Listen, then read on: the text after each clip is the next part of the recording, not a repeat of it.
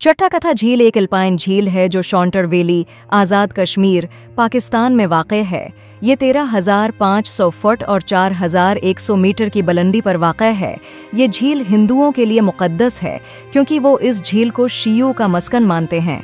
20 कीम से 5 से 7 घंटे की पैदल सफ़र के बाद सियाह जोन से सितंबर तक उस झील की सैर कर सकते हैं।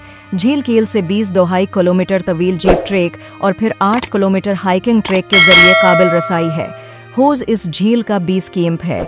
होज कैंप से डीवक 1 तक 3 घंटे की पैदल सफ़र, फिर डीवक 3 तक मज़ीद 3 घंटे का ट्रैक और फिर झील तक पहुंचने के लिए 1 घंटा मज़ीद दरकार है।